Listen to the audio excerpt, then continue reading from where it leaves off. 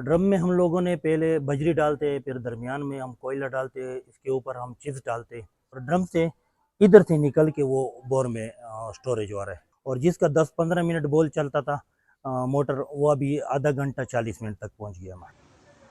मैं इस वक्त इस्लामाबाद गोरी टाउन में मौजूद हूँ और गोरी टाउन में ऐसे बीसियों घर आपको मिलेंगे जो रेन वाटर हार्वेस्टिंग सिस्टम के तहत जो बारिश का पानी है उसको ज़ेर ज़मीन मुंतकिल कर रहे हैं, जिनसे उनका जो बोर है जो खुश्क हो चुके थे वो दोबारा बहाल हुए हैं। इस वक्त आप हमारे कैमरा में देख सकते हैं कि ये भी रेन वाटर हार्वेस्टिंग सिस्टम का एक नमूना है कि किस तरह इस पाइप के ज़रिए पानी पहले इस ड्रम के अंदर फ़िल्टर होता है और फिल्टर होने के बाद साफ़ पानी ज़ेर ज़मीन जाता है, जिसको ना सिर्फ यहाँ के रिहायशी पीने के लिए इस्तेमाल करते हैं बल्कि घरेलू इस्तेमाल के लिए भी ये पानी काम आता है। ये रेन वाटर हार्वेस्टिंग सिस्टम गोरी टाउन में कैसे नाफिजुल अमल है, इस हवाले से मजीद आपको बताते हैं इस वीडियो में।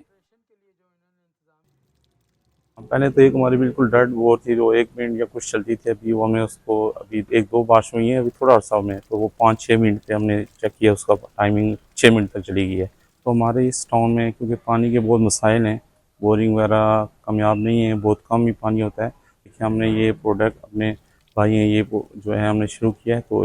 अल्हम्दुलिल्लाह जो बारिशों से सारा पानी हमारा सेव हो रहा है और इससे हमें फ़ायदा हो रहा है। गर्मियों में